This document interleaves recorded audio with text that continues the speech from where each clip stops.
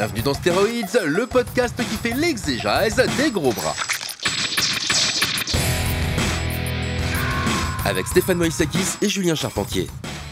Bienvenue dans ce nouvel épisode de Stéroïdes, le podcast. Je suis Stéphane Moïsakis et cette semaine, je suis avec mon ami Julien Charpentier. Salut Julien. Bonjour Stéphane, bonjour à tous. Pour traiter de l'actualité Netflixienne, j'ai envie de dire. Voilà, puisqu'il y a un très très gros film qui est sorti cette semaine sur Netflix qui s'appelle Le flic de Beverly Hills, Axel F. Voilà, donc je suis allé chercher mon, spécialiste S années 80/90 pour parler de, cette saga, mais surtout de ce film en fait, de cette suite, de cette, comment on appelle ça, Legacy Sequel. Legacy Sequel, c'est-à-dire les suites en fait d'héritage, quoi. Je sais pas si on pourrait traduire ça comme ça. Il n'y a pas vraiment de traduction, parce que c'est plus un mot valise qu'autre chose, mais c'est surtout les suites retardataires faits pour capitaliser, quoi. Voilà, pour capitaliser sur la nostalgie. Ça, c'est quand même le terme le plus important en fait de ces suites-là, quoi. Il y a un autre terme, alors qui est moins utilisé parce que c'est un terme de marketing, donc vous l'entendez rarement, mais qui est extrêmement important dans les réunions marketing, c'est ce qu'on appelle la pre-awareness. Tout à fait. La pre-awareness qui consiste donc à, comme son nom l'indique fort bien en anglais, de connaître le produit avant même qu'il ne sorte, parce qu'on parle bien de produit dans ces cas-là. Et donc de dire, j'appelle ça le flic de Beverly Hills, je suis absolument sûr que toutes les générations, que ce qu'on appelle les 4 cadrans, hein, c'est-à-dire les jeunes, les moins jeunes, les cadras et au-delà, ils connaissent tous le flic de Beverly Hills, donc on n'a pas besoin de leur expliquer ce que c'est, on n'a pas besoin de leur vendre le concept, ils connaissent. Et ça, les producteurs d'aujourd'hui adorent ça. J'ai remarqué que quand tu as dit les cadras, tu as fait un petit geste vers toi, donc tu vois que j'ai pris pour moi aussi, vers nous. Oui. Tu vois, voilà. Non, nous sommes jeunes. Tiens. Normalement, on devrait aimer ce genre de film. Alors, avant de se lancer dans la grosse conversation sur le film de manière générale, j'aimerais bien que tu me le pitches. Alors là, bon courage. C'est pareil. Alors, 30 ans après les événements du flic de Beverly Hills 3, notre ami Axel Foley est évidemment de retour à Détroit. Et il a depuis le flic de Beverly Hills 3 eu une femme et un enfant, et un jour il apprend que son enfant, qui est une fille, a eu quelques soucis, et il décide de repartir, et que son ami... comment il s'appelle déjà, Rosewood, pardon, donc joué par Josh Reynolds, a un problème, qu'il a disparu. Il décide donc de retourner à Beverly Hills pour enquêter. Putain, incroyable. T'as vu ça? Quelle belle, voilà, parce que moi je suis tellement berlificoté dans ce que ça raconte, puisqu'en fait ça prend un temps fou, en fait, sur l'enquête, que je me suis dit, mais à quel moment... J'ai pris l'habitude, moi, je sais que j'ai un Stéphane M qui va me dire, bon alors, tu nous le pitch, et à chaque fois je fais, ah, mais... tu répètes devant ton miroir, devant mon miroir, je fais, alors attends, avant de te coucher la nuit, tu sais, oui, alors il se passe ça, il se passe ça. Mal dormi cette nuit à force de répéter cette histoire, tu vois, qui est... Bon, qu'est-ce que t'en as pensé? Voilà. Ok, d'accord. C'est vrai que c'est un petit peu compliqué parce que, en gros, c'est un film qui essaye de jouer sur les fondamentaux. C'est-à-dire qu'il faut quand même recontextualiser un minimum. Pourquoi ça fait 30 ans qu'il n'y a pas eu de flic de Beverly Hills? Déjà, ça fait 30 ans parce que, le troisième a été un four total aux États-Unis, quoi. Ça s'est planté complètement. Après... Tout est très relatif, c'est juste qu'il a coûté... beaucoup plus cher que les précédents et rapporté beaucoup moins. Mais en soi, il a coûté 50 et rapporté 116 dans mes souvenirs. Donc c'est pas un four total. Monde, ouais. Oui. Mais c'est pas un four total dans la mesure où ça a quand même rapporté de l'argent. C'est juste ça, on n'a pas rapporté, surtout par rapport aux deux premiers qui étaient des phénomènes. Bah, c'est ça. En fait, quand le premier est sorti, c'était un Marvel, quoi. En fait, en gros, ça avait tout pété, quoi. 10 millions de dollars, 15 millions de dollars de budget. Et on est, alors attention, je vérifie mes notes, 316 millions de 1984 de recettes. C'est une fois de plus monde. Oui, mais 280, je crois, aux États-Unis. Ouais, c'est colossal. Ouais, c'est monstrueux. Et donc, c'est un succès monstrueux. Le 2 a été aussi un énorme succès à l'époque, oui. Puisqu'il a fait un petit peu moins de 200 millions aux États-Unis, 176, je crois, quelque chose comme ça. Moi, j'ai les chiffres monde encore. 20 de budget, 276 monde. Ouais, voilà. Et en fait, le truc, c'est que en gros, on peut effectivement dire que le 3 était une énorme déception pour la Paramount. T'as deux premiers films qui rapportent plus de 10 fois leur mise initiale, alors que celui-là, il arrive péniblement à 2, quoi. Et après, il y a aussi une problématique qui est qu'aux États-Unis, en fait, en gros, quand tu te plantes avec ta franchise, tu prends plus cher, en fait, que si c'était avec une nouveauté ou avec un film. Bon, les nouveautés n'existent plus trop, mais en fait, que si c'était avec une nouveauté ou quelque chose avec lequel tu testes quelque chose vis-à-vis de ton public. Là, en l'occurrence, il y a un double plantos, c'est-à-dire que c'est aussi la réunion de nouveau pour John Landis et Eddie Murphy sur le flic de Beverly Hills 3. Ils avaient eu un énorme succès avec Le Prince de New York, et là c'est pareil, ce plantos là en fait ça veut dire que ça a généré une situation où je crois de mémoire ils ont plus jamais retravaillé ensemble derrière. Lui, John Landis, en fait, explique que c'est peut-être le pire film de sa carrière, ce qu'on veut bien croire aussi, quoi, même s'il a quand même quelques navets carabinés aussi dans sa carrière. Et surtout, en fait, pendant des années, il a été question de relancer la franchise avec Eddie Murphy, que Eddie Murphy lui-même a connu beaucoup de hauts et de bas dans sa carrière, et je crois qu'une des personnes les plus, alors j'ai envie de dire on l'a échappé belle, mais je sais pas vraiment d'ailleurs, tu vois, une des personnes les plus attachées au projet, c'était Brett Ratner. Cool. Voilà, donc en gros, ça devait être une sortie salle aussi, hein, évidemment. Ça devait toujours être chez Paramount. Là aussi, c'est une des nouveautés, c'est que c'était toujours Bruckheimer. Alors Bruckheimer était mis de côté pendant longtemps dans la production du film, mais là, en fait, il est revenu un petit peu en état de grâce à, comment dire, Top Gun Maverick, grâce à Bad Boys for Life. Ouais. Au point où on a le premier flic de Beverly Hills, où il y a le sigle Bruckheimer-Simpson au début, alors qu'il n'est pas dans les 3 autres films. Ah oui. Ouais. Ouais. Et en fait, pourtant, il est producteur du deuxième aussi, ouais, c'est ça. Mais en fait, en général, quand ils étaient dans les années 80, ils mettaient leur sigle à la toute fin. Ah oui. Et là, tout d'un coup, ça se retrouve au début avec Don Simpson, qui est donc mort depuis 30 ans maintenant. Hein. Oui, ouais, depuis 96, quoi. Et avec, effectivement, en fait, en gros, l'idée que on va traiter ça comme on traite Bad Boys for Life ou Top Gun Maverick, c'est-à-dire vraiment, en fait, avec cette espèce de logique de nostalgie. Donc là, en fait, le film commence par une scène de poursuite à Détroit. En gros, on a quoi 3 chansons de la saga originale, quoi. Enfin, seulement, t'as vu comme 2, ah voilà. Ouais, on a le générique qui est littéralement celui du premier avec The Heat Is On de Glenn Frey. Voilà. Et on enchaîne quelques minutes après, pendant la poursuite, avec Shakedown. Ouais. J'ai oublié qui chante Shakedown, j'avoue, mais qui est donc la musique d'intro du flic de Beverly Hills 2. Voilà. Donc en fait, bon, déjà on est d'entrée de jeu, en fait, si tu veux, on est dans la nostalgie porn totale par ce que tu as raconté en gros, c'est-à-dire le fait que sa fille soit avocate et se retrouve dans la panade parce qu'elle doit gérer un type qu'on ne reverra plus jamais dans le film. D'ailleurs, c'est ça qui est génial, c'est qu'il apparaît 3 secondes au début, puis en fait c'est limite un MacGuffin, c'est un mec MacGuffin. C'est une entrée pour faire une scène caméo à son père qui est joué par un Luis Guzman un peu embarrassant. Ouais, voilà, c'est ça. Et en gros, ce personnage-là, c'est un personnage qui aurait tué des flics, qui est accusé. Alors, est-ce qu'il est accusé à tort? Est-ce qu'il a une raison d'avoir... Voilà, on s'emberlificote là-dedans, quoi. Et comme elle est dans la merde, comme on essaye de la tuer, comme on essaie de l'intimider en tout cas, pour lui faire lâcher l'affaire, quoi. En gros, comment il s'appelle, Eddie Murphy revient à la rescousse, revient à Beverly Hills. Et là, t'as une très belle scène d'ouverture, encore une fois, où apparemment à Beverly Hills, il y a des vieilles avec des chiens.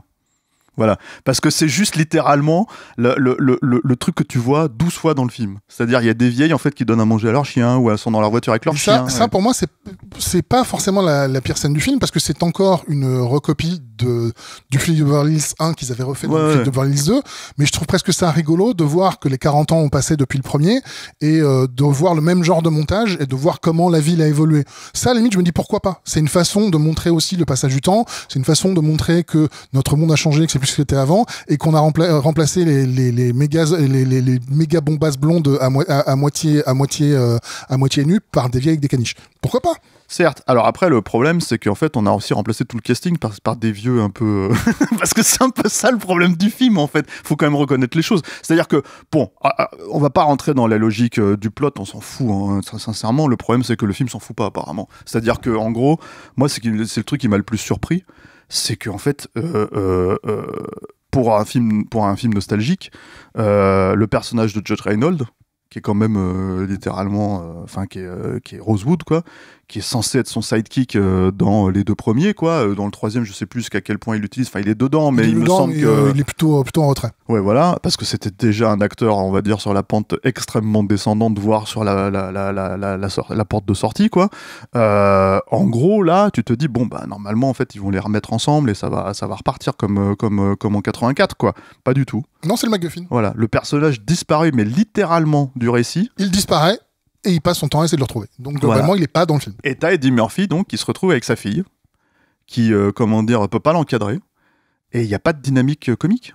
C'est-à-dire, ce n'est que des scènes, de règlement de compte familiaux, quoi. Alors, moi, il y a un truc, c'est que j'avais lu des interviews datant du flic de Beverly Hills 3. Parce que si on revoit le flic de Beverly Hills 3, on s'aperçoit que l'ami Eddie dedans, Eddie Murphy, c'est une pile, ce gars, quoi. Et il est neurasthénique dans le flic de Beverly Hills 3. Complètement, c'est clair. Et il y avait plusieurs raisons à ça. L'une des premières, c'est que je crois qu'il était en plein divorce, donc forcément, ça prend toujours son taux sur les gens. Mais en plus, visiblement, il est en discutant avec la production, qui exactement, je ne sais pas, il avait dit, ce que Axel faisait quand il avait 23 ans, parce que rappelons qu'au premier flic de Beverly Hills, il avait seulement 23 piges, le coco. Il disait mais il peut plus faire ça en fait. Il grandit au bout d'un moment, il devient quelqu'un qui est un peu plus responsable. Donc il voulait ramener le flic de Beverly Hills sur des rives un peu moins comiques, un peu moins couillons entre guillemets. Sauf que c'est la fondation du flic de Beverly Hills. Et donc, du coup, t'avais un film qui ne fonctionnait pas. Et sur le 4, visiblement, ils ont réitéré ça. Parce qu'il faut quand même dire que notre ami Eddie Murphy, il a 63 ans, qu'il porte excellemment bien. Ah oui, là, tu croirais pas qu'il a 63 ans. Ah, pas du tout. C'est-à-dire que tu lui en donnes au moins 10 de moins. Au moins. Ouais. Et je vise plutôt 15-20, quoi. Non, c'est clair. Et ils font de nouveau ce côté un peu, il est moins rigolo, il est moins, pourquoi pas? Mais à ce moment-là, remplacez-le par autre chose. Mais est-ce qu'ils le font vraiment en fait? Tu vois, je veux dire, pour moi, il y a une scène où en gros, à un moment donné, il va pour essayer encore de faire un coup de Trafalgar. J'aime bien cette expression, de faire un coup de Trafalgar à des gens, c'est-à-dire se pointer, faire son grand show, etc., pour qu'on lui file un passe droit, quoi. Et en fait, il lâche l'affaire. Il fait ah non, je suis trop fatigué. Mais c'est la seule fois. Et à la limite, je trouve que ça, c'est un moment qui m'intéresse plus de dire. Ouais, mais en fait, j'ai passé l'âge de le mettre dans la fiction plutôt que d'en faire quelque chose de forcément méta. Moi, je trouve ça plus intéressant que de refaire une scène où il fait le gogol alors qu'il a 60 piges. Quoi. Mais le problème, c'est qu'il le fait quand même. C'est-à-dire qu'en fait, il le fait quand même assez régulièrement dans le film. Oui, il le fait dans d'autres scènes. Voilà, et là le problème je trouve, en fait, en gros, alors bon, évidemment, il faut contextualiser. On a découvert le flic de Beverly Hills, on avait 8-10 ans, quoi, à l'époque. Juste comme ça. Ouais. Voilà, en vidéo. Moi, je sais que j'ai pas vu en salle, mais je l'avais vu en vidéo, quoi. Et en gros, pour moi, quand t'as 8-10 ans et que t'as Eddie Murphy qui se pointe, qui dit n'importe quoi, en fait, si tu veux, pour embrouiller les gens, et que les gens font ah bon, et puis en fait, ils commencent à passer des coups de fil pour essayer d'avoir, et puis en fait, ils sont complètement pris par le tourbillon. Tu te dis ok, c'est rigolo, ça marche une fois pour faire avancer le scénar, parce qu'il faut dire que c'est ça le problème, c'est qu'en fait à un moment donné on masque un gros trou dans le scénar là, ça marche très bien à 8-10 ans, en ce qui me concerne ça marche un petit peu encore aujourd'hui, mais voilà. c'est parce que c'est moi hein. Voilà, mais après à part la nostalgie en fait aidant, quoi, si tu veux, où tu dis bon bah c'est ça le flic de Beverly Hills en fait, en gros, quoi, c'est Eddie Murphy qui arrive et qui en papa out tout le monde, quoi, tu vois. Je veux dire, le truc c'est que globalement quand tu regardes ça, on va dire avec on met notre petite casquette d'exégèse des gros bras, tu vois, et en fait tu te dis mais il y a 15 trous dans le scénar et en fait vous avez lâché Eddie Murphy, quoi. C'est-à-dire vous avez lâché la bribe à l'impro, quoi. Et d'ailleurs, quand tu regardes les bonus du premier flic de Beverly Hills, t'as certains moments où Martin Brest ou Bruckheimer disent bon bah là, on n'était pas super content de comment ça tournait, et puis on se tournait vers Eddie, on lui fait bon, tu fais un truc, puis Eddie faisait un truc. Voilà, sauf qu'il avait l'énergie absolument incroyable de la jeunesse, tu vois, à cette époque-là. Ça marche encore un peu dans la suite, dans le 2, quoi. Non, ça marche pas. Voilà, mais dans 40 ans après, en 2024 à 63 ans, c'est-à-dire qu'il les fait peut-être pas, mais il les fait un petit peu dans le bagou, quoi. C'est ça le problème, quoi, je trouve aussi. C'est-à-dire qu'à un moment donné, tu peux pas trop y croire. Et je trouve, en fait, l'autre élément qui manque cruellement, en fait, à cette suite-là, bon, moi, j'ai jamais été un gros fan de la saga de manière générale, quoi, mais s'il y avait au moins un élément, en fait, qui était intéressant, qui était à peu près traité dans le premier, c'était le côté, bon, bah, c'est un prolo de Détroit, en fait, qui arrive dans les beaux quartiers de Beverly Hills. Si t'as foutu deux fois, si t'as foutu 2 pieds à Beverly Hills, tu sais comment les gens fonctionnent là-bas, tu sais que, enfin, tu te fais regarder un peu de travers parce que avec t'es pas. Avec nos airs de prolo, on se fait regarder en disant qu'est-ce que tu fais là, toi. T'as pas du tout, tu détonnes complètement dans le décor, quoi. Et en fait, le fait qu'ils traitent justement ce côté lutte des classes, alors évidemment sous l'aspect comique, sous l'aspect tout ça, etc., c'était plutôt sympa, quoi. Là, on n'a plus du tout l'impression que ce soit ça, quoi. Tu vois, je veux dire, moi, je trouve, en fait, dans le dernier, j'ai plus du tout l'impression qu'il y a une problématique de lutte des classes, quoi. Non, plus du tout, mais c'est parce qu'on rentre dans justement ce que tu as exposé dès le départ, qui est la façon, le fonctionnement de la Legacy Quell. C'est-à-dire que j'ai une théorie, voire un théorème carrément, allons-y, qui dit que quand je commence à regarder une Legacy Quell et que le personnage qui a 60 piges est habillé exactement de la même façon que quand il en avait 40 ou 20, le film va être nul. Vous allez voir, c'est un théorème qui se vérifie quasiment à chaque fois. Mais c'est surtout qu'en fait, il y a une autre problématique, c'est que ce qui n'est pas pris en compte, et là, pour le coup, c'est l'aspect méta, c'est ce que Eddie Murphy représente aujourd'hui par rapport à ce qu'il représentait en 84. C'est-à-dire qu'encore une fois, je veux dire, un performeur noir, dans le Saturday Night Live, si tu veux, qui prenait la place de tout le monde, en fait, si tu veux, qui était littéralement, c'était la place de Bill Murray, la place de Chevy Chase, en fait, et c'était complètement nouveau à l'époque. C'est-à-dire, t'avais Richard Pryor qui faisait ses trucs à côté. Et comme on l'a dit, 23 ans, le gars, c'était une superstar. Voilà, et en fait, t'avais Richard Pryor qui faisait ses trucs à côté, et en fait, si tu veux, c'était déjà des succès, je dis pas le contraire, quoi. Mais c'était pas la télé américaine, si tu veux, tous les samedis soirs. Donc en fait, il y a un espèce de truc où d'un seul coup, le mec, il représentait une frange, en fait, une démographie, si tu veux, du peuple américain, et en fait, qui était une démographie qui était à la marge, si tu veux. Et le truc, si tu veux, c'est qu'en gros, bah là, d'un seul coup, le faire jouer ce personnage-là, le fish out of the water, comme on dit, quoi, ça avait complètement un sens. Aujourd'hui, il est totalement installé, Eddie Murphy. Je veux dire, malgré, comment dire, le fait qu'il s'habille pareil qu'à Non, l'époque et tout, c'est une méga star depuis 40 ans. Il y a, Donc, il y a une différence, je trouve. Ce que moi, ce que je voulais dire par rapport à Legacy Quell et le fait que les gens s'habillent pareil, c'est presque un détail, mais c'est de dire, c'est systématiquement produit de la même façon. C'est-à-dire que c'est la fête à la saucisse du fanservice. Il faut qu'il y en ait toutes les 15 secondes, mais par contre, il ne faut surtout pas traiter quoi que ce soit. Il faut pas qu'il y ait de sujet. Il faut que ça dise, hey, t'as vu, tu sais, c'est le célèbre mime de Leonardo DiCaprio dans Once Upon a Time. C'est devenu l'intégralité du travail hollywoodien aujourd'hui, et particulièrement sur le Legacy Quell, où tu dis, fais un flic de Beverly Hills 4 aujourd'hui. La première question qu'on devrait se poser, mis à part le pognon évidemment, c'est pourquoi ? Qu'est-ce qu'on a besoin de raconter ? Qu'est-ce qu'on a envie de raconter ? Qu'est-ce qui peut être intéressant de dire effectivement, ce gars qui est maintenant une institution, alors tiens, je dis des bêtises, hein, mais tiens, on va le faire vivre à Beverly Hills. Il est déjà à Beverly Hills. On va arrêter de le faire vivre à Détroit, ça sert plus à rien parce qu'en fait, il est installé. Et en fait, peut-être que le flic de Beverly Hills, il va se retrouver à Détroit parce qu'il a un vieux pote à Détroit qui va, et en fait, le flic de Beverly Hills se passe pas à Beverly Hills. Ça se passe à Détroit avec un gars qui est installé, qui est faut changer le titre. Non, ça reste le flic de Beverly Hills. Globalement, le flic de Beverly Hills, ça a toujours été un flic de Détroit. Hein. Donc, ouais. C'est pas un problème. Mais c'est pas un flic à Beverly Hills ? Non, c'est le flic de Beverly Hills. Et ça, c'est une option, mais il y en a des centaines d'autres. Tu peux traiter... Comme ne pas faire le film. Par exemple. En tout cas, pas faire celui-là. Ce qui est un peu, mais c'est, on a l'impression qu'il n'y a plus de problématique de qu'est-ce qu'on a envie de raconter, mais de dire comment on va contenter les gens comme si on leur balançait des croquettes. Et moi, je suis désolé, je suis pas un chien, j'ai pas envie qu'on m'envoie des croquettes toutes les 5 minutes, quoi. Il y a ça, et il y a l'espèce de notion de, est-ce que ce film-là aurait marché s'il était sorti en salle chez Paramount ? Tu vois ce que je veux dire ? C'est-à-dire qu'en gros, là, il est sorti ce week-end sur Netflix. On peut supposer que ça va être un carton sur Netflix parce que, en gros, t'allumes Netflix si t'as Netflix, et puis, voilà, en fait, Puis tes choix quand tu payes pas sont jamais les mêmes que quand tu payes. Voilà, et le truc, tu payes, on va dire 15, 20 balles, je sais pas combien. Quand tu cliques sur moi, j'ai l'abonnement 4K, probablement l'incroyable chef-d'œuvre qui va marquer l'histoire du cinéma de Jennifer Lopez qui se bat contre des robots. Ah oui, Atlas. Quand tu cliques sur Jessica Alba qui essaie de faire la même chose que Jennifer Lopez, quand tu cliques sur la femme de Chris Hemsworth qui se bat dans une plateforme pétrolière, tu cliques parce que tu dis j'ai envie de décrocher mon cerveau, de toute façon je sais que ça va être nul. Quand tu dois payer 15 €, tu réagis pas comme ça, quoi. Donc, savoir si le flic de Beverly Hills 4 aurait pu fonctionner en salle, honnêtement, moi, c'est une question à laquelle je peux pas répondre. Non, mais cette version, ce que j'entends, cette version-là, quoi. Ouais. Mais non, mais c'est une question à laquelle je peux pas répondre. On est dans un moment du cinéma qui est un peu compliqué, où ça devient difficile de comprendre ce que le public cherche, ce que le public veut. C'est un moment.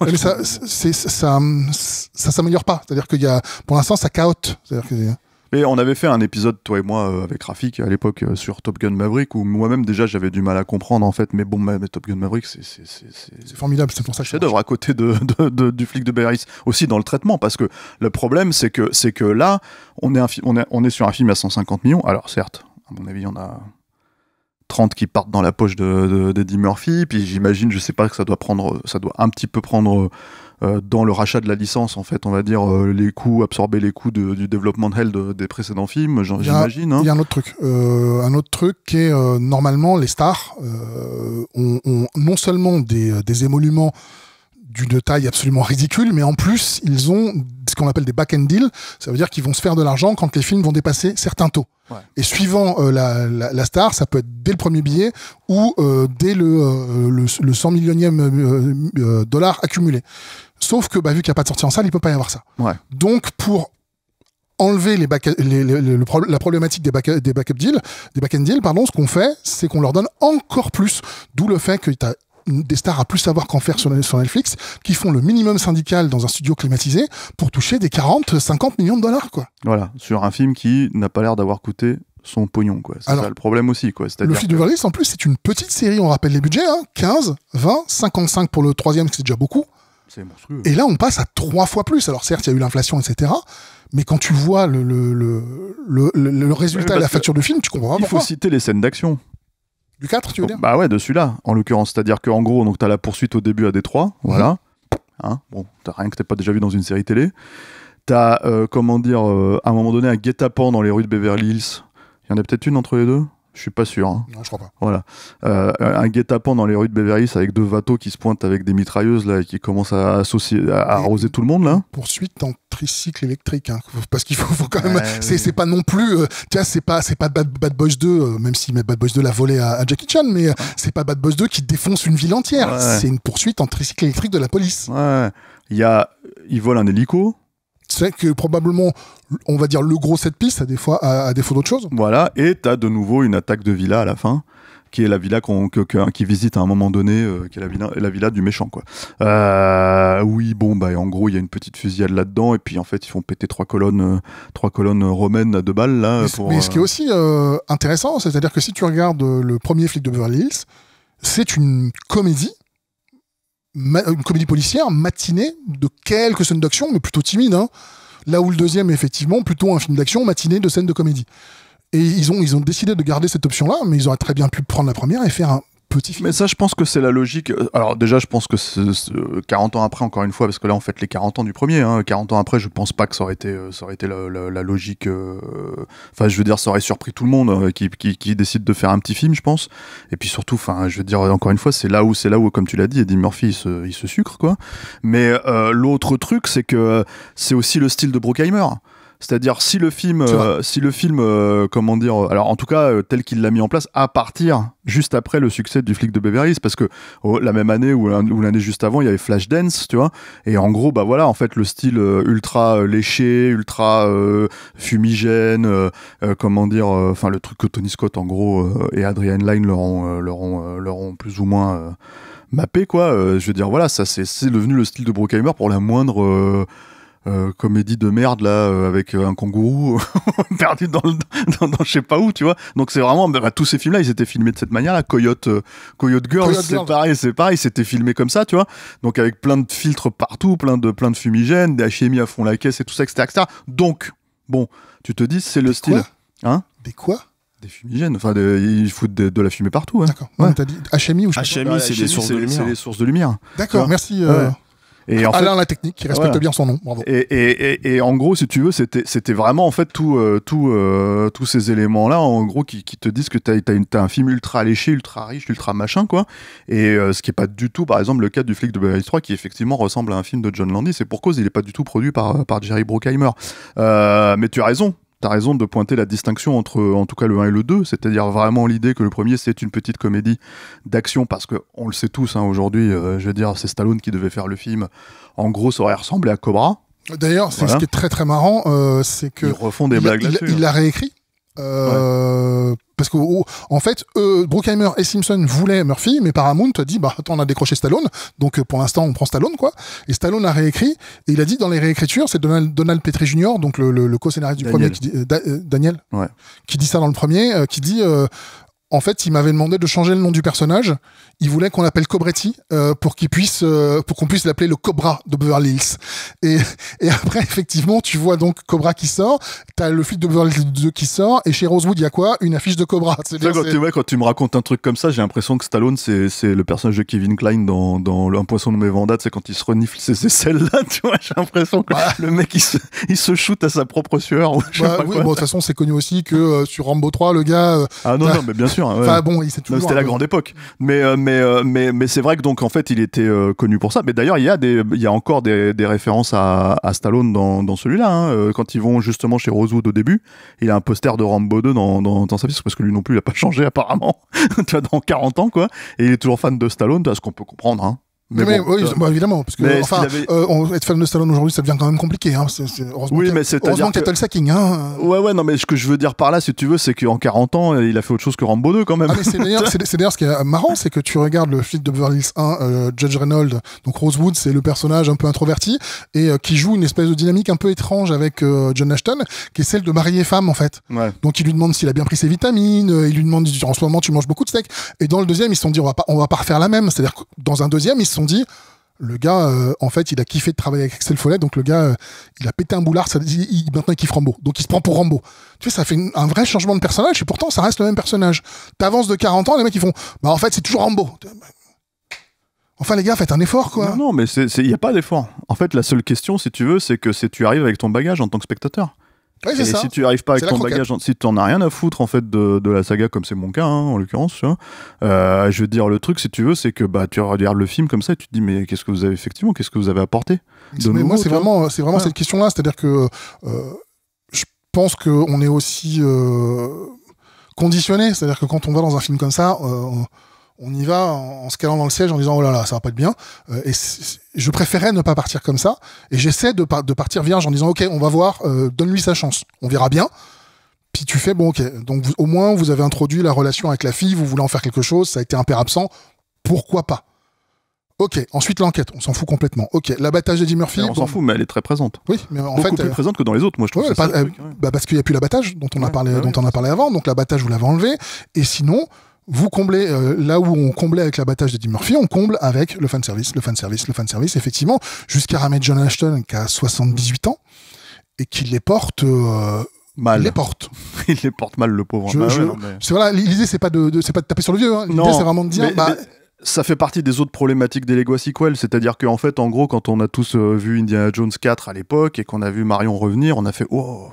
Mais parce qu'en fait, encore une fois, et la pauvre, elle touche le, enfin, comment dire, elle est victime, on va dire, si tu veux, du fonctionnement même du film. C'est-à-dire qu'en gros, au lieu de se dire, bah, on va créer un nouveau perso, et en fait, dans ce nouveau perso-là, si tu veux, ça va être, comment dire, elle va servir ce rôle dans le film. C'est-à-dire, en l'occurrence, je sais pas moi, la mère du fils d'Indiana Jones, enfin, etc. Non, on va te chercher la personne, en fait, que t'as vue une fois dans ta carrière, parce qu'elle a très peu de films aussi, elle, tu vois.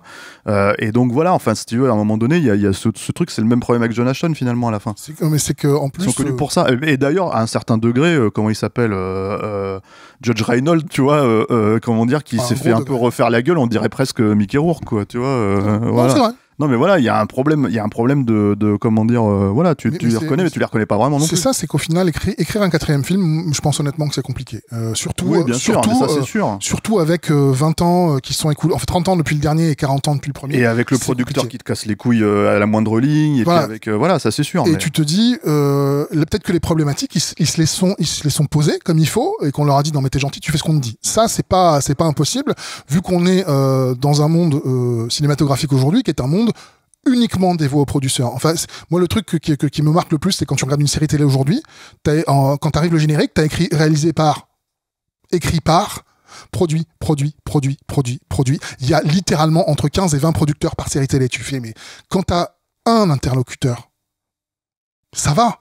Quand t'en as 2, ça va. Mais quand t'en as 15, ils ont tous un avis différent, tu peux pas faire du bon après boulot. là je pense que sur un film comme ça tu peux partir du principe que les deux gros interlocuteurs c'est comment dire c'est Eddie Murphy et moi j'y crois pas, quand tu fais un film pour Netflix tu dois avoir un rang de suits de Eddie Netflix. Murphy, ouais, c'est ça, ouais, Eddie Murphy, Jerry Bruckheimer et effectivement les mecs de Netflix. Après le truc si tu veux c'est que moi bon évidemment lui il vend sa soupe Eddie Murphy aujourd'hui quoi, mais en fait il y a cette espèce de notion de ça arrive en fait pour les 40 ans donc pile poil comme il faut. Je sais qu'on en a pas parlé, mais il y a un autre flic de Beverly Hills en fait qui est un pilote de série télé qui a été fait en 2013 où en gros c'était surtout axé sur son fils.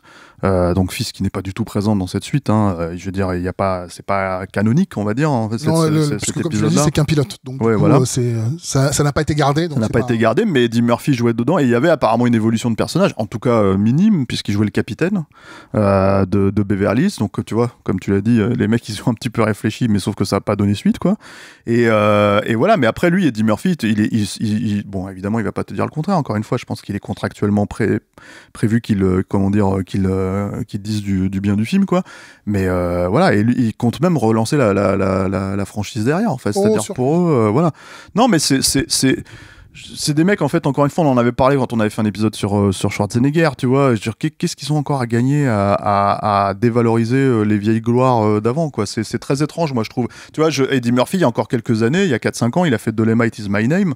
C'était un projet de passion pour lui depuis presque 20 ans. Voilà, et il est génial dedans. Alors, c'est pas compliqué. Je suis pas quelqu'un qui apprécie énormément la comédie en général. C'est pas mon truc. C'est pas un jugement de valeur, c'est juste pas mon truc. Et tu m'as conseillé Dolemite Is My Name. Yannick m'a conseillé Dolemite Is My Name. Mais plein d'autres de mes potes que vous connaissez pas et je me suis dit, bon, écoute, regarde Dolemite Is My Name. Mais c'est mortel, Dolemite Is My Name. Mais c'est un super joli film, quoi. C'est tendre, c'est bien fait, c'est rigolo. Wesley Snipes, il est génial dedans. Ouais. Enfin, du coup, évidemment, j'ai été sur mon Blu-ray.com faire. Alors, Dolemite Is My Name Blu-ray, évidemment, il n'existe pas. Netflix oblige. Ouais. Mais en fait, justement, c'est pour ça aussi que c'est aussi dur d'écrire une suite, c'est que tu as les attentes du producteur, les attentes du spectateur et ensuite les attentes d'un scénariste qui va devoir dire ouais mais moi je voudrais raconter un truc en fait. Et comment tu réconcilies tout ça? C'est-à-dire que si tu racontes effectivement l'histoire de Eddie Murphy qui est devenu capitaine à Beverly Hills, tu fais une évolution et tu peux créer une histoire, mais est-ce que c'est encore un flic de Beverly Hills? Si tu le fais, s'il fait plus l'idiot comme il sait le faire, est-ce que c'est encore un flic de Beverly Hills?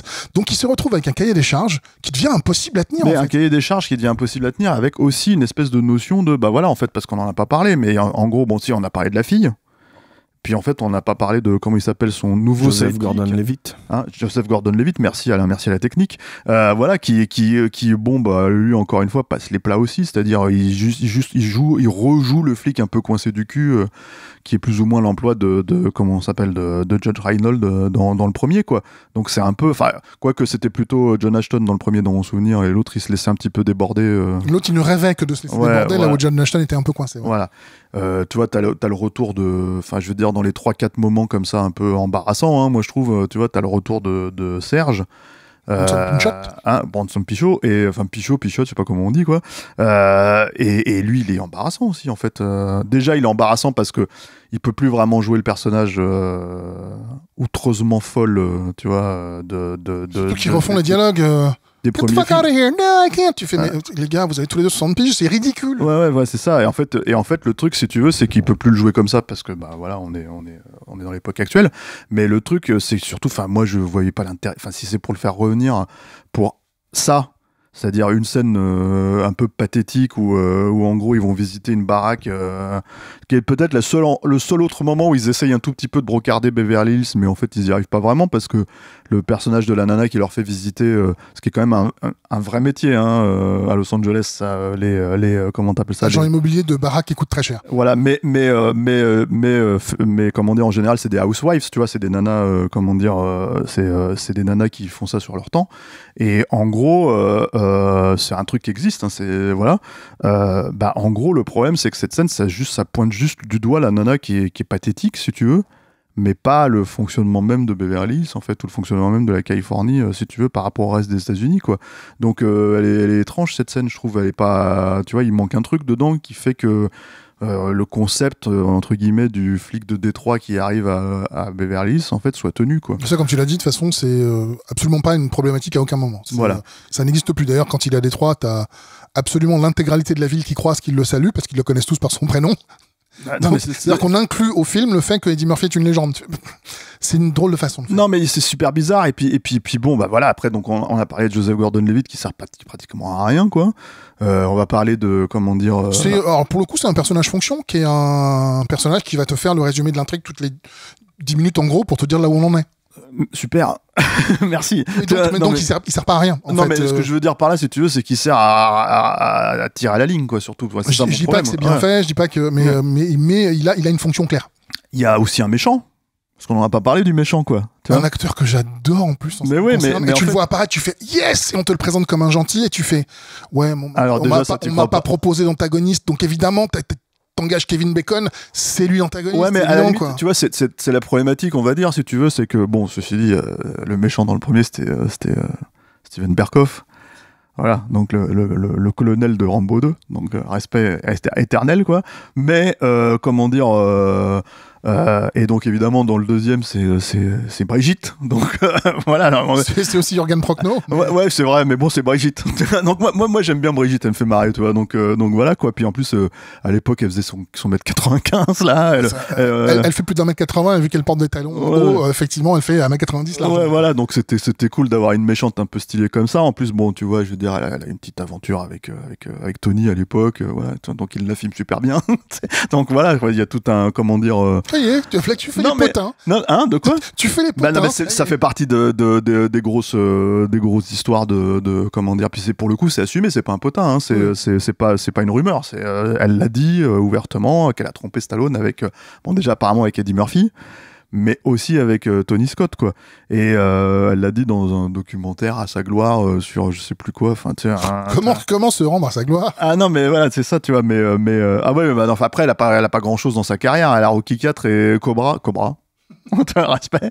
Et comment dire, j'aime ce temps d'arrêt que tu marques sur ce grand classique. Il faut le marquer parce que c'est le premier épisode de Stéroïde en vidéo. Voilà, tu vois, c'est un classique ce film, quoi.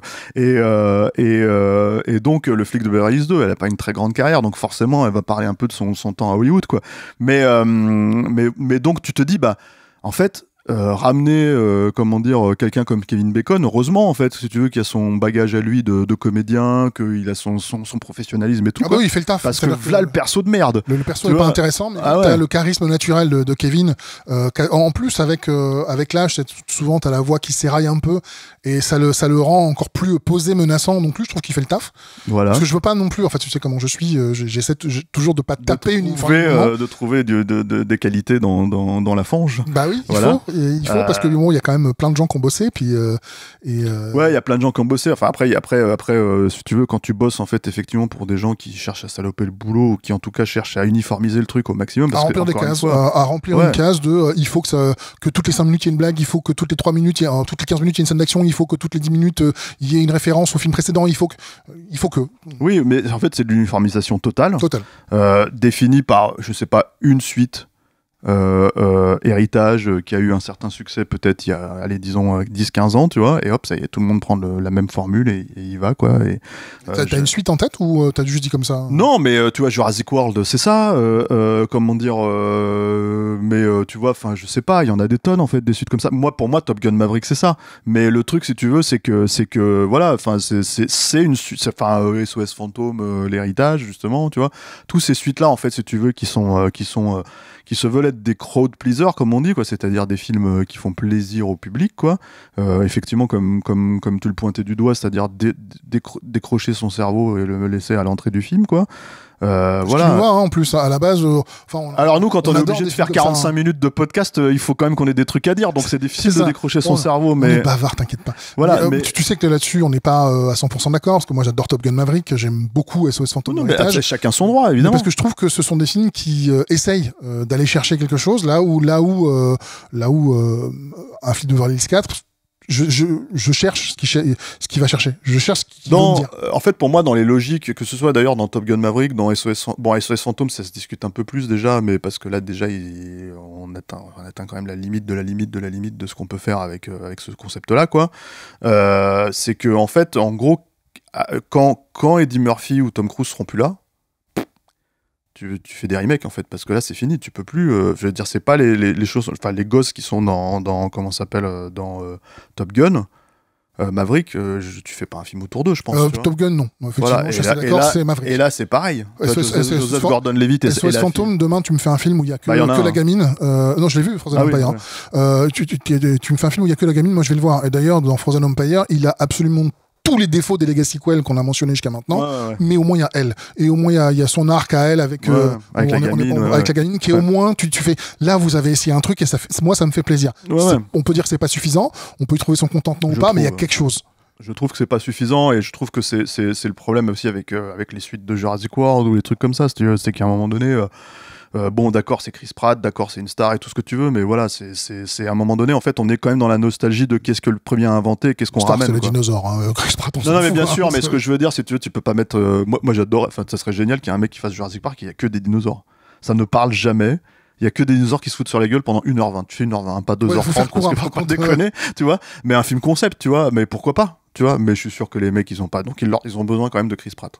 C'est ça que je veux enfin, dire, tu vois. mais ils ont besoin d'un référent humain, mais c'est vrai aussi que souvent, nous, en tant que spectateurs, on a besoin d'un référent humain pour pouvoir s'injecter émotionnellement dans le film. Mais tu vois, c'est ça qui est étonnant, c'est que le référent humain, donc apparemment, c'est pas Eddie Murphy dans celui-là, c'est les gamins, tu vois, la gamine d'Eddie Murphy ou son copain, parce que c'est son copain dans le film, quoi, et ça marche pas du tout. Enfin, je veux dire... C'est l'autre principe des Legacy Sequels, c'est qu'on fait un truc avec des gens qui ont 60 piges, sauf que les gens qui ont 60 piges, les gens qui en ont 20, ils font... Donc il faut introduire des personnages plus jeunes qui vont, entre guillemets, prendre le relais, mais sans tout à fait prendre le relais, parce que quand même, tu t'en sors pas. Mais avec aussi cette espèce de truc, ce qu'on disait, c'est-à-dire Judge Reinhold, tu vois, il a fait quoi entre le flic de Beverly Hills 3 et le flic de Beverly Hills 4 ? Rien. Il a attendu. Voilà. Comme m'a cité toujours le même Stéphane M, il a fait à son corps défendant un épisode de Clerks. Ah ouais, mais ça c'est un truc. Alors c'est un truc. Et Alain Mercier à la technique, s'il vous plaît, mettez-moi un tout petit extrait, mais très rapide en fait de ce dessin animé. C'est un dessin animé complètement méconnu en fait. C'est Kevin Smith qui avait adapté Clerks en série animée au tout début des années 2000. Et en gros, à un moment donné, t'as un procès entre Dante et je sais plus qui, Jay, je crois en fait dans les personnages de Clerks, quoi. Et dans ce procès-là, en fait, le juge, c'est Judge Reinhold. Donc déjà, il y a un gag sur le fait que le mec s'appelait le Judge, tu vois. Et en gros, c'est le vrai Judge Reinhold qui vient faire sa voix parce que c'est un des trucs qu'il a fait, c'est quoi. le juge Reinhold. Ouais, voilà, c'est ça. Et en gros, si tu veux, lui, il se tape en fait, il passe son temps à rêver en fait que Eddie Murphy vient le chercher pour faire un nouveau flic de Beverly Hills. Et donc t'as une scène entière où en fait qui n'est pas d'ailleurs dans le 4, tu vois. T'as une scène entière en fait où il rêve en fait qu'avec Eddie Murphy ils vont mettre des bananes dans les pots d'échappement des bagnoles, quoi. Ce qui est vrai qui est une scène mémorable du premier film, quoi. C'est vrai. Étonnamment ils l'ont pas fait avec un kiwi, avec une pomme, avec je sais pas moi, avec des dates, j'en sais rien moi. Une pomme ça rentre pas dans un pot d'échappement, t'y connais rien toi en voiture. Bah les bananes, mais ouais c'est bon bref. Et il y a aussi un truc qu'on n'a pas encore mentionné, il faut pourtant, moi je me sens obligé de le mentionner, c'est que le flic de Beverly Hills, c'est l'abattage d'Eddie Murphy. C'est vrai. Ouais. Mais quand j'avais 8 ans et que j'ai vu le film pour la première fois, c'est l'abattage d'Eddie Murphy et de son doubleur. Parce qu'on avait un doubleur absolument formidable pour Eddie Murphy qui s'appelait Medondo, qui moi, si j'aime autant le flic de Beverly Hills, c'est aussi grâce à lui. C'est parce qu'il arrêtait pas de te pisser à l'arrêt. Il arrêtait pas de me pisser. Mais j'adore ce doubleur. Il était absolument génial. Il avait une voix avec laquelle il savait super bien jouer. Il était drôle et je trouve qu'en plus, il collait assez bien aux phrasés d'Eddie Murphy, à la folie d'Eddie Murphy. Et Medondo nous a quittés en 2019. Ce qui veut dire qu'en plus, l'amateur du flic de Beverly Hills qui va regarder les films en français va avoir une terrible perte. Non, j'ai pas pu. J'ai pas pu parce que c'est Medondo. T'as même pas osé, quoi. Ouais. Non, mais c'est vrai que j'ai pas regardé non plus, j'avoue. Mais ce que ça donne, quoi. Mon avis, de toute façon, après, le truc, c'est comme il est quand même un peu neurasthénique, Eddie Murphy dans celui-là, je suis pas sûr que ça fasse une énorme. Med, il savait tout faire. Med, il aurait pu faire le neurasthénique puisqu'il l'a doublé dans le 3. Donc tout va bien. Ouais, tu vois, mais ça se trouve, en fait, dans le 3, en VF, c'est un peu plus rigolo parce que justement, en fait, il lui a rajouté un petit peu de peps là où le perso était quand même effectivement mou du genou. Voilà. Et au niveau Legacy Sequel, ils ont même pas pris le compositeur. Alors mythique, le mot est un peu fort. Rolf Faltermeyer. Mis à part nous. Mais ils l'ont même pas pris dans Top Gun Maverick, c'est pas lui non plus, je crois. Si, il fait partie. Il y a lui, Hans Zimmer et Lady Gaga qui sont tous les trois crédités sur tous les morceaux. Je ne sais pas pourquoi, c'est comme ça. Et effectivement, ils n'ont pas pris Harold Faltermeyer, ils ont repris évidemment Axel F, le thème, mais ils ont été chercher la nouvelle coqueluche d'Hollywood, et j'ai du mal à comprendre pourquoi. Lorne Balfe, ou Lorne Balfi, parce que j'ai jamais su comment on prononçait, qui a commencé chez Ubisoft sur la série des Assassins. Ah oui, d'accord. Et il a fait son bout de chemin, et maintenant il fait la moitié des blockbusters hollywoodiens en général. Il s'est dit, Zimmer, il fait 2 notes, est-ce que je peux faire une seule ? Et il y arrive assez bien. Et alors le truc c'est que en fait moi ce qui m'a surpris aussi dans la BO du film alors que je n'ai pas écouté à part que j'ai écouté dans le film quoi, c'est en fait cette espèce d'emploi de new synthwave un peu. C'est-à-dire que en gros c'est pas du tout de la musique des années 80, c'est de la musique qui évoque la musique des années 80. Ouais. Et alors là pour le coup ça donne je trouve un ton mais complètement différent au film aussi quoi. Alors encore une fois je veux dire cohérent avec le projet néanmoins. Oui et non, enfin encore une fois je veux dire oui enfin si tu as raison dans le sens où en gros la problématique de toute façon c'est que rien n'est fait pour faire un film des années 80 si tu veux, en général quand les gens font des films des années 80 les gens ne vont pas, enfin quand des auteurs, des artistes, des stars en fait font des films des années 80 purs et durs, les spectateurs n'y vont pas. Mais comme par exemple la moitié des Stallone qui sont sortis ces 15 dernières années quoi, mais après comment dire ouais, enfin, effectivement, tout est fait pour évoquer ce feeling-là, Mais c'est étonnant parce que c'est encore un des endroits où il n'y a pas de nouveauté du tout par rapport au reste, quoi. Enfin, par rapport à ce que ça pourrait apporter. Parce que nouveauté, c'est un truc qui représente quelque chose, je crois, que tu ne mesures pas. En langage hollywoodien, on appelle ça un risque. Et alors, ce truc-là, vraiment, c'est en tout cas, le truc, c'est que, comment il s'appelle, Eddie Murphy se vante justement d'avoir apporté de la nouveauté à l'époque avec le premier film. Est-ce que je veux bien croire, hein, parce que effectivement. Il dit un truc dans les bonus, je sais pas ce que t'en penses, parce que j'y réfléchis, j'ai pas trouvé de contre-exemple, ça veut pas dire qu'il y en a pas, mais qui était, il disait, mais en fait, le principe du flic vanneur a quasiment été inventé par le flic de Beverly Hills. Bon, il le fait aussi mais il est pas flic. Il est pas flic dans 48 heures. Dans 48 heures, mais bon, voilà. Reggie. Après, il le fait quand même, quoi. C'est, en fait. C'est-à-dire qu'il l'a tellement apporté que après, dans quasiment tous les films qui sont quasiment pendant 10-15 ans devenus tous des buddy movies, le principe de base, c'est qu'ils s'envoyaient des vannes, quoi. Tu veux dire que quand Stallone, dans le rôle de Marion Cobretti, essaye de draguer Brigitte Nielsen en lui apportant un burger en plastoc, et en fait en lui disant votre burger est avancé, madame. Est-ce que quelqu'un peut expliquer à Stéphane que Cobra n'est pas l'alpha et l'oméga du cinéma, malgré ce que tu crois mais si. À la limite, tu aurais dit Stallone. Ça reste une vanne, hein, c'est ce que je veux dire. Tu aurais dit Stallone dans le rôle de Red Tango, je t'aurais dit bien sûr.